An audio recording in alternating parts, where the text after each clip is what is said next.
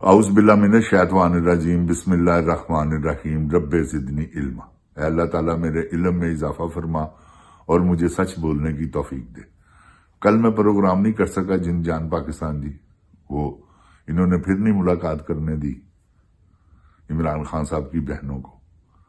ये ज़हनी मरीज कितना खौफ है इसे कि इमरान खान का कोई बयानिया बाहर ना आ जाए, इमरान खान की कोई बात बाहर ना आ जाए। और क्या वजह है? और कोई वजह नहीं, कोई ट्वीट ना वो कर दे ऐसा, क्योंकि इनको खौफ है। ये जिनजान जी उसके खौफ में ही इन्होंने गर्क हो जाना। ये मेरी बात याद रखे। है ना शेर डटा हुआ जेल में, यार ऐसी को जेल किसी ने काटी? ये दुनिया का अनोखा कैदी है जो इतनी बहादुराना कैद काट रहा है।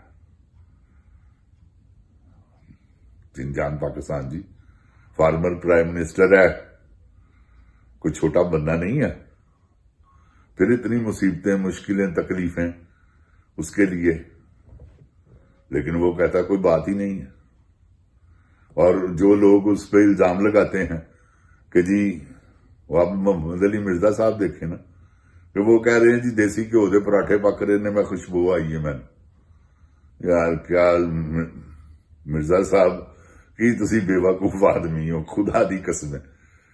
मैं कोई तुहानू आज, क्योंकि उस तो बाद मैं तुहाडे प्रोग्राम ही छड्ड दित्ते ने। जदों तुसी इमरान खान के खिलाफ बोले हो ना, मैं तुहानू देखना ही छड्ड दित्ता, खुदा दी कसम है। मैं फौरन अगे निकलना कि चल, क्योंकि तुसी झूठ बोलना शुरू करता, तुहाडे झूठ ने तुहानू गरक कर देना है। याद रखना मेरी गल। जिहड़ा तुसी चीकां मारदे हो ना, जिहड़ियां चीकां ने तुहाडीआं, लोकां नू पता लग गया कि एक झूठा फासक आदमी है, जाहिल आदमी है, इहनू की सुनना। तुसी अपनी फॉलोएशन देख लवो, फॉलोअर जिन्ने सन पहले हुण किन्ने ने। आहिस्ता आहिस्ता घटते जाणगे। एक वक्त आएगा तुहानू सुनेगा कोई नहीं, क्योंकि तुसी झूठ बोलदियां रहना, लोकां ने तुहाडे झूठ फड़दियां रहना। और शाह जी एक हैगे ने जिन्हां ने तुसी इंटरव्यू दिता सी, उन्हां ने तुहाडे पसीने छुड़वाते सन। मैं उन्हां नू देख के ना एप्रीशिएट किया, मैं कहा वाह बब्बर शेरा। ते उन्हें तुहाडे छुड़ाए नहीं ना पसीने, तुहाडी सीट भी गिली कर दी उन्हें। और बड़े अथेंटिक ते पक्के सवाल उन्हें तुहानू कीते ने, तुहानू जवाब ही नहीं आया। इस करके मिर्जा साहब छतीजा नू जफे नहीं मारी दे। कुड़ किरली की है तुहाडी वैल्यू, की हो तुसी? इमरान खान नाल तुसी अगर जे टक्कर है, देखो ना जवाद, और जिहड़ा मरासी है, फिर उस तो बाद इकरारुल हसन, और फिर शाहिद अफरीदी क्रिकेटर, की इन्होंने अपनियां जलालतां, और शेर अफजल मुरवत, वो देखो कैसा जलील होया, इमरान खान दे नाल सी। हुण जलालत दा एक समझ लो मुजस्मा है। ते इसे तरह मिर्जा साहब तुसी भी बन गए हो जलालत दा एक मुजस्मा। ठीक है, जिहड़ियां तुसी किताबां पढ़दे हो, हदीसां दे जो बयान करदे हो, ਉਹਦੇ ਨਾਲ ਕਿਸੇ ਨੂੰ इख्तलाफ नहीं है। इख्तलाफ है तुहाडी उस गुफ्तगू ते जिहड़ी तुसी झूठ बोलदे हो। ਇਹ ਤੁਹਾਡਾ ਸਭ ਤੋਂ ਵੀਕ ਪੁਆਇੰਟ ਆ ਗਿਆ ਲੋਕਾਂ ਦੇ ਹੱਥ, ਕਿਉਂਕਿ ਤੁਸੀਂ ਬੋਲੇ ਨੇ ਬਹੁਤ ਜ਼ਿਆਦਾ ਝੂਠ। ਮਿਰਜ਼ਾ ਸਾਹਿਬ ਲਾਂਤੀਆਂ ਵਾਲੇ ਕੰਮ ਤੁਸੀਂ ਕੀਤੇ ਨੇ, ਅੱਲਾਹ ਤਾਲਾ ਲਾਨਤ। ਇਹ ਨਹੀਂ ਤੁਹਾਨੂੰ ਪਤਾ, ਬੜੀਆਂ ਹਦੀਸਾਂ ਤੇ ਬੜੇ ਤੁਸੀਂ, ਮੇਰੇ ਕਹਿਣ ਦਾ ਮਤਲਬ ਹੈ ਕੁਰਾਨੇ ਪਾਕ ਨੂੰ ਸਟੱਡੀ ਕਰਦੇ ਹੋ ਔਰ ਹਦੀਸਾਂ ਬਿਆਨ ਕਰਦੇ ਹੋ, ਜਿਹੜੀਆਂ ਕਿ ਅਲਹਮਦੁਲਿਲਾ ਅਸੀਂ ਸਭ ਮੁਸਲਮਾਨ ਆ। ਕਿਹਨਾਂ ਨੂੰ ਸੁਣਾਉਂਦੇ ਹੋ ਇਹ ਹਦੀਸਾਂ? मुसलमाना ए सारिया हदीसां दे अगर मुसलमान अमल करना शुरू कर देन तो मेरा ख्याल है हदीसां दे ही अमल करते रहेंगे। ना कोई काम करेगा, ना कोई कार करेगा, ना कोई बच्चियां नूं पालेगा। इस्लाम सीधा सीधा मजहब है। मिर्जा साहब 5 वक्त नमाज पढ़ो, कुरान पाक जिन्ना पढ़ सकते हो पढ़ो, अल्लाह ताला नूं याद करो, अपने बच्चियां नूं हलाल रिज़्क खवाओ, तुसी सीधे सीधे जन्नत च जाना। जे अगर यह अमल करोगे तो कोई भी करेगा जन्नत च जाएगा।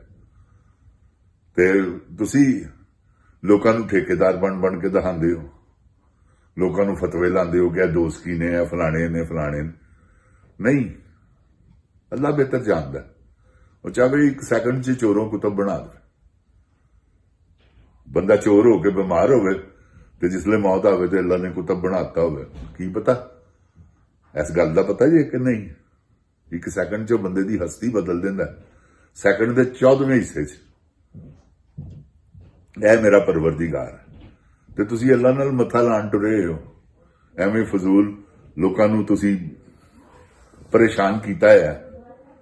ਕਿੰਨੇ ਮੌਲਵੀ ਨੇ ਜਿਨ੍ਹਾਂ ਨੇ ਤੁਹਾਡੇ ਨਾਲ ਫੱਡਾ ਪਾਇਆ ਨਾ? ਤੁਸੀਂ ਜਵਾਬ ਨਹੀਂ ਦੇ ਸਕੇ ਉਹਨਾਂ ਦੀਆਂ ਗੱਲਾਂ ਦਾ। ਕੋਈ ਤੁਹਾਨੂੰ ਕਹਿੰਦਾ ਆਓ ਮੁਨਾਜ਼ਰੇ ਲਈ ਤੇ ਤੁਹਾਡੀ ਫੂਕ ਨਿਕਲ ਜਾਂਦੀ।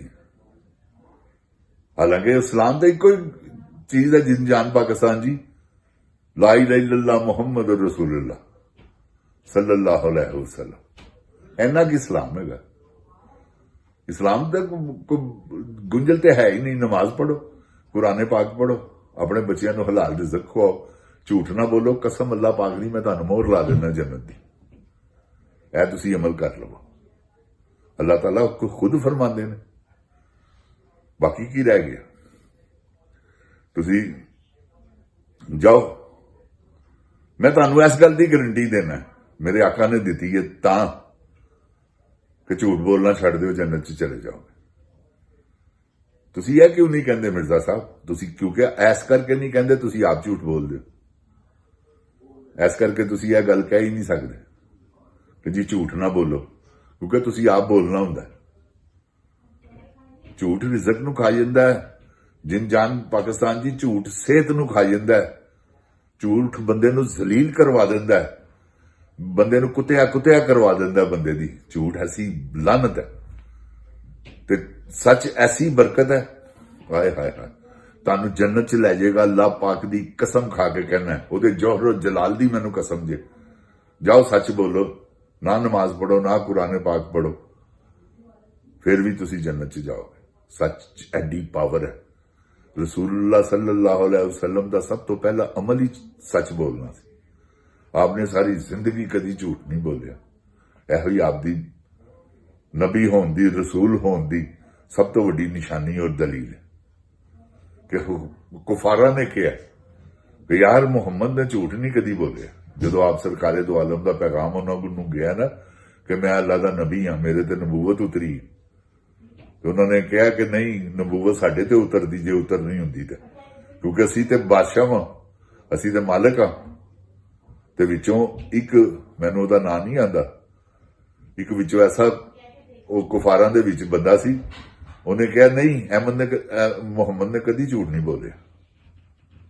ਉਸ ਲਈ ਆਪ ਸਰਕਾਰ ਦਾ ਨਾਂ ਅਹਿਮਦ ਵੀ ਸੀ। ਅਹਿਮਦ ਕਦੀ ਉਹਨਾਂ ਨੇ ਝੂਠ ਨਹੀਂ ਬੋਲਿਆ। ਇਹ ਗੱਲ ਹੈ ਮਿਰਜ਼ਾ ਸਾਹਿਬ, ਇਹ ਕੁਆਲਿਟੀ ਪੈਦਾ ਕਰੋ ਆਪਣੇ 'ਚ। ਤੁਸੀਂ ਇਮਰਾਨ ਖਾਨ ਦੇ ਪਰੌਠੇ ਗਿਰਨ ਟੁਰੇ ਹੋ, ਤੁਹਾਨੂੰ ਸ਼ਰਮ ਆਉਣੀ ਚਾਹੀਦੀ ਯਾਰ, ਕਿੱਡਾ ਕਮੀਨਾ ਆਦਮੀ ਹੈ ਤੂੰ। ਤੈਨੂੰ ਦੇਸੀ ਘਿਓ ਦੀਆਂ ਖੁਸ਼ਬੂ ਆਉਂਦੀਆਂ ਰਹੀਆਂ ਨੇ। ਵਾਹ ਵਾਹ ਵਾਹ। ਲਓ ਜੀ, ਜਿਨ ਜਾਨ ਪਾਕਿਸਤਾਨ ਜੀ, ਮੈਂ ਤੁਹਾਨੂੰ ਗਰੰਟੀ ਨਾਲ ਕਹਿਣਾ, ਇਮਰਾਨ ਖਾਨ ਪਰੌਠਾ ਖਾਂਦਾ ਹੀ ਨਹੀਂ। ਇਹ ਮੈਂ ਤੁਹਾਨੂੰ ਹਕੀਕਤ ਕਹਿ ਰਿਹਾ ਜੀ।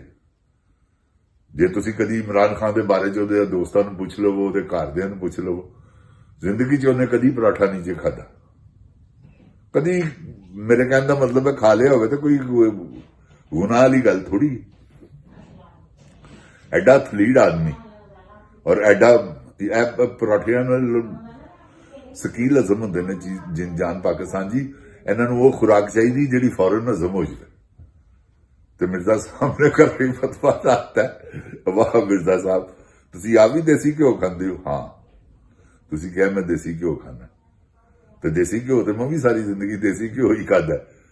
ਤੇ ਜਿਨ ਜਾਨ ਹੁਣ ਇੱਥੇ ਆ ਕੇ ਜਿਨ ਜਾਨ ਪਾਕਿਸਤਾਨ ਜੀ ਆਇਲ ਵਗੈਰਾ ਖਾਣਾ ਸ਼ੁਰੂ ਕਰ ਦਿੱਤਾ, ਕਿਉਂਕਿ ਹਾਰਟ ਦੀ ਪ੍ਰੋਬਲਮ।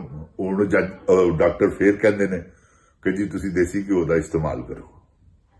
ਤੁਸੀਂ ਅੰਦਾਜ਼ਾ ਲਾ ਲਓ, ਅਸਲੀ ਦੇਸੀ ਘਿਓ ਕਹਿੰਦੇ ਨੇ ਉਹ ਇਸਤੇਮਾਲ ਕਰੋ, ਮਿਲਾਵਟ ਵਾਲਾ ਨਹੀਂ।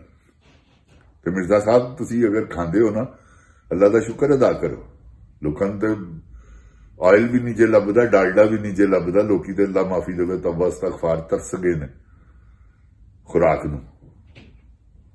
ਤੇ ਤੁਸੀਂ ਠੀਕ ਹੈ, ਤੁਹਾਨੂੰ ਤੇ एडा वगैरह सारा कुछ ही उतो तुसी गवर्नमेंट कोलों पैसे लै रहे हो रिटायर होने तो बाद जिहड़ा तुसी देखो ना कैसी गल है यार अल्लाह माफ करे तौबा इस्तगफार इन्होंने पाकिस्तान नू पता नहीं की समझिया है